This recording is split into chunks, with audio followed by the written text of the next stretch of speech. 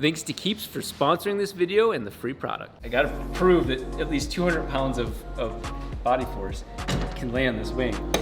I'm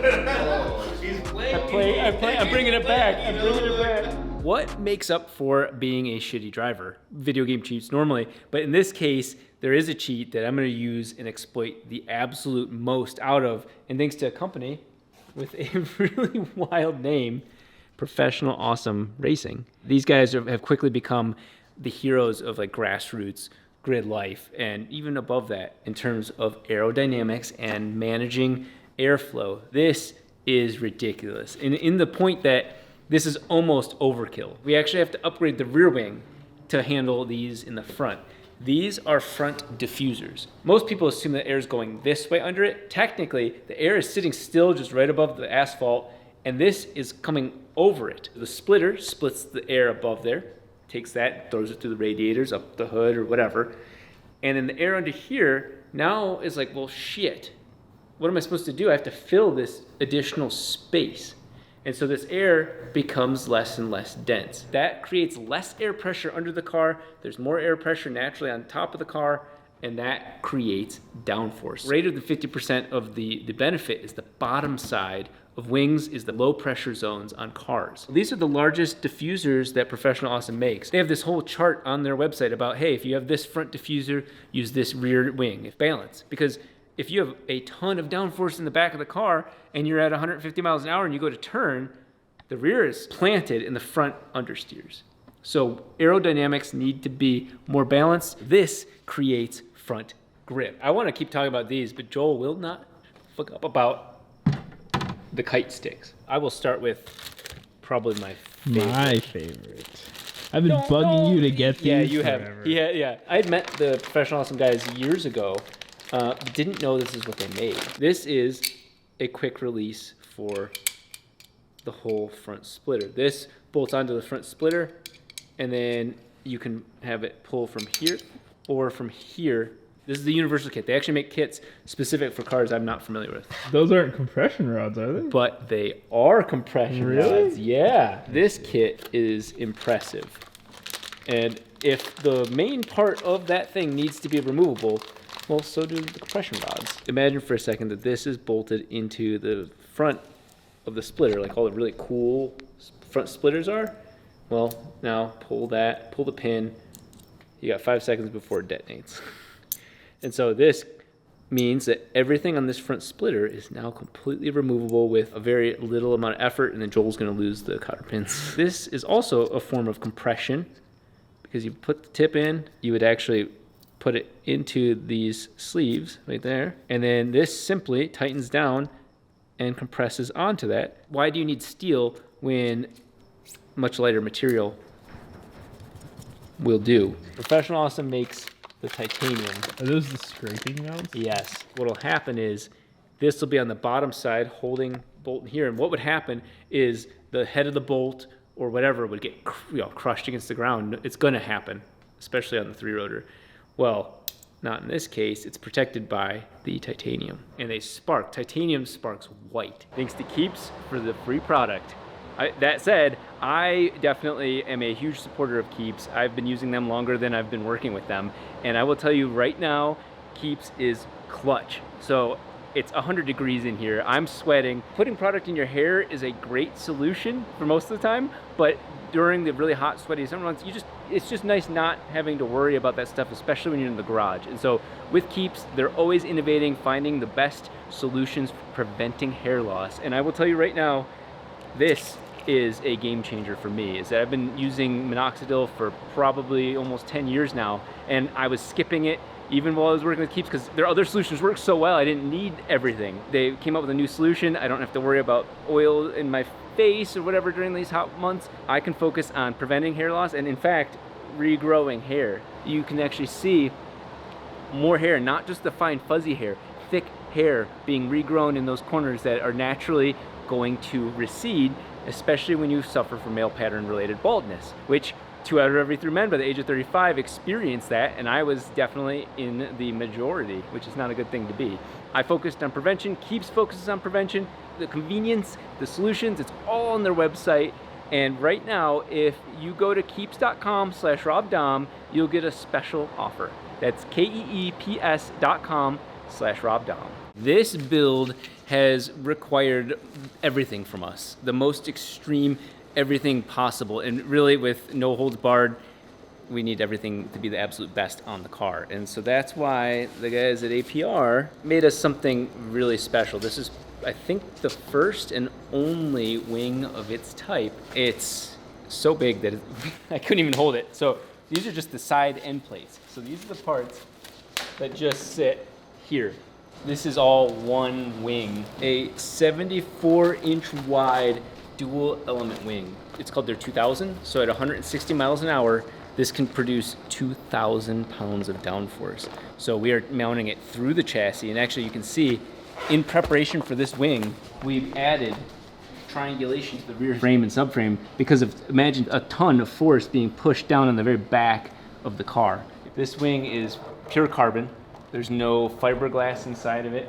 That's just half of the wing. So there's this, and then a second whole cord, is what they're called, that then plugs into here, and they both bolt onto the end plate. So we're gonna go ahead and assemble it. So this one ends up going at a much higher angle of attack, so a much higher angle to the viewer at the front, because the air separation between the two lets air kind of still stick to everything. 2/3 of the downforce is on the bottom, and 1/3 of it is on the top.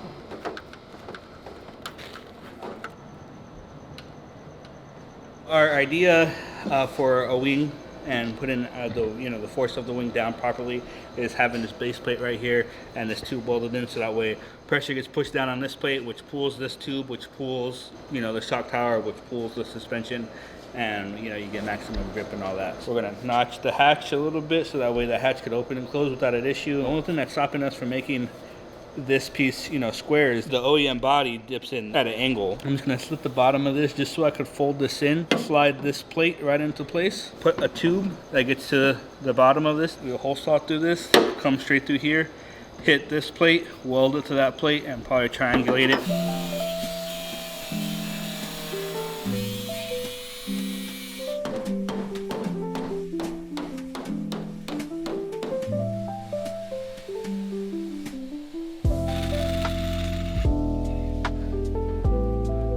Get all that surface area. This should be welded up to the quarter panel right here. This is just super thin stuff. I'm just gonna hole saw through, put a tube to it, and the bottom of the bracket's going to sit on this plate, and then the bolts are just gonna locate it.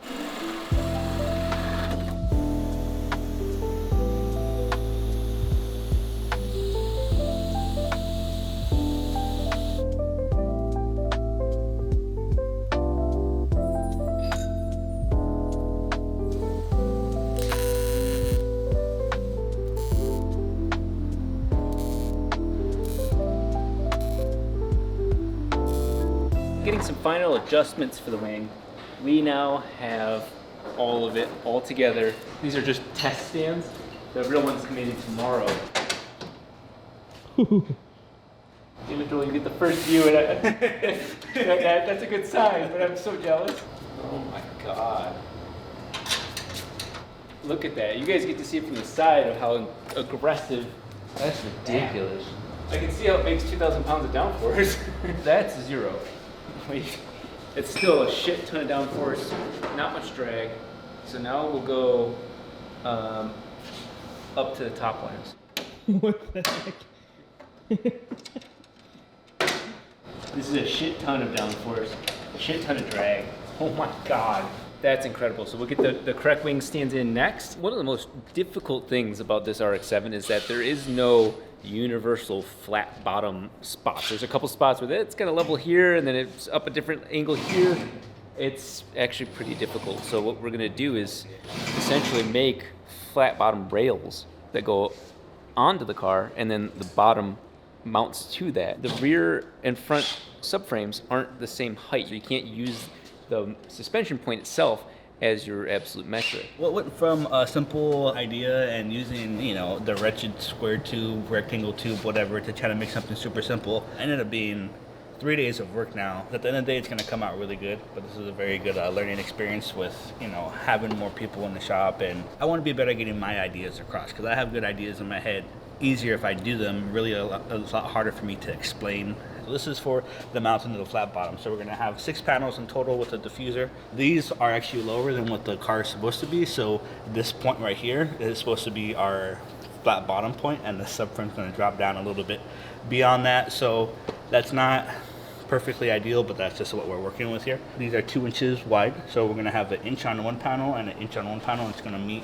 in the middle of this black line. The whole point of doing this was to not have to do little standoffs and little boxes and do this and try to save myself time pretty much. Could have been a lot better and could have came across a lot better, but trying to get this level and straight and everything like that after the work was done was really kind of tough. The fucking fat gaps that I'm honestly gonna have to fill, and what sucks about this is that this is thin OEM stuff, so this just moves and does whatever the fuck it wants to do, honestly. So we're trying to put this in here to be solid. It's gonna just move around until I fully weld it in. So I do want to show you guys these fat gaps, because if it does come out good, I do want the praise for, oh shit, that guy could weld. But if it doesn't, then I just want to show you guys what I'm working with here. I'm gonna be a little sailor and start cussing up a storm right now. It's already kind of a pain in the ass. I just welded a little piece, and fuck, these gaps are huge, but we're MIG welding, and I'm not a big MIG welder, but you know, it's just like riding a bike. So we'll get in the groove, and hopefully this will be welded by next week.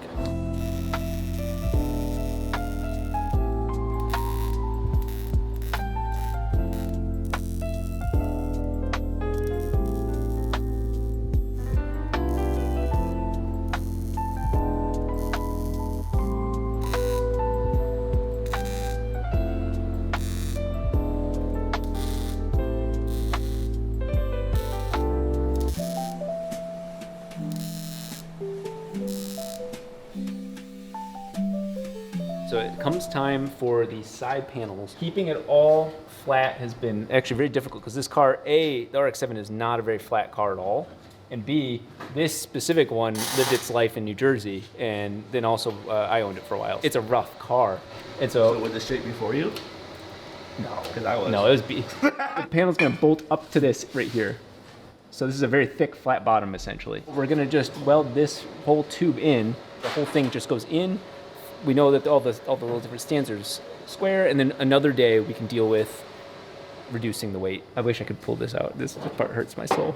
So I have my pilot bearing puller, and I've twisted it so it forces the jaws open, and Kind of doing it.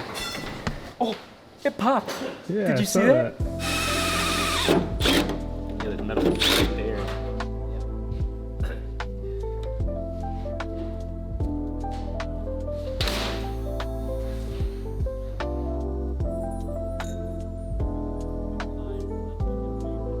There's not a quiet moment here, even underneath this car. This is the very first installation of the flat bottom, and everything that the guys planned is coming through. And so we'll have a nice little overlap on the front splitter sitting above it. So when you put the front splitter on, it sits on top of it and then butts up to this, and then we'll have the subframe bolts to that. But going all the way down here, you can just see nice and consistent, you know, button head, so it's a little less aggressive on the aero underneath. This is the beginning of a very aerodynamic car. What's really wild though is that the stock RX-7 is like a jelly bean. The side parts actually come up quite a bit, which is why the Rocket Bunny kit pulls this down so much more. This is flat to the center of the car. Look at that much space. So you're gonna see the side skirts come out down here. Maybe we'll do some rally style lift points, because the car's gonna be so low. APR, with all the adventures we've had with them, gave us this scrap, one man's trash and another man's treasure for sure. And so I've decided not to use these as a complete bottom wing. The rules for grid life say up to 5-inch wide canard. And so I'm gonna use this in place of this at an aggressive angle, as also kind of like to prevent wheel wash and all that shit. This section, it'll be 11-inch wide front side wing splitter with a little, the secondary one right here as well. Just wanted it cut because I keep walking by it. I'm like, ah, this is killing me.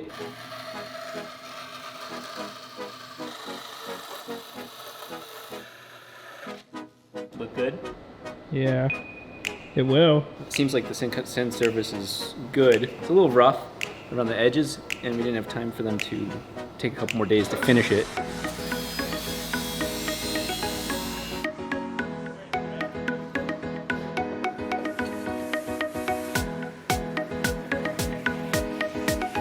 This is the final fitment of this wing. The math I made up actually worked. Oh my god.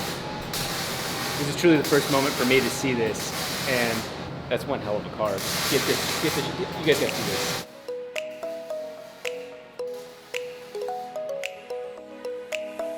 The guys are here filming Top Gear, and they're like, oh, you know, yeah, 2,000 pounds downforce, crazy. I'm like, I gotta prove that at least 200 pounds of body force can land this wing. Oh, he's playing. I'm bringing it back. I'm bringing it back. I think this is the moment where you, that's not going anywhere. Yes.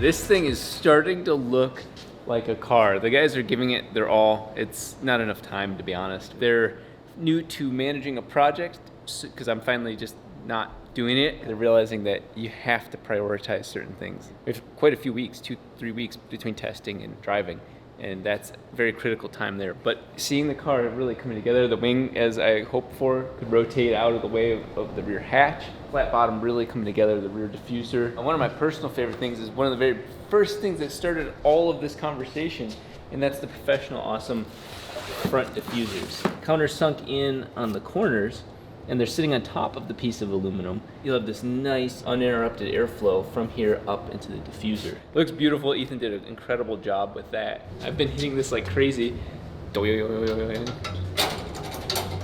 I've got about 3 hours of sleep total in the last 48 hours. What wakes me right up is seeing this. Ethan cut out the rest of the holes for the professional awesome diffusers. It's on the car, and that is going to create a shit ton of downforce. This last little moment of prep gives us finally an opportunity to see what the flat bottom looks like. I'll tell you what, right now, 3/16, way too thick. If you guys are gonna make a flat bottom out of this, use thinner and then reinforce it with vertical pieces. It doesn't even bend. It's aluminum. It's heavy. So I think we added probably at least 50 pounds with the flat bottom, which some of that's unavoidable. Regardless, we have it, and it's beautiful.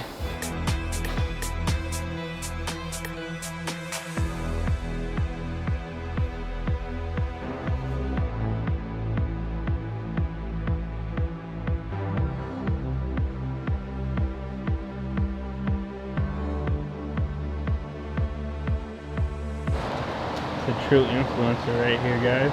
You want to get me on my back? Make me a flat bottom like this?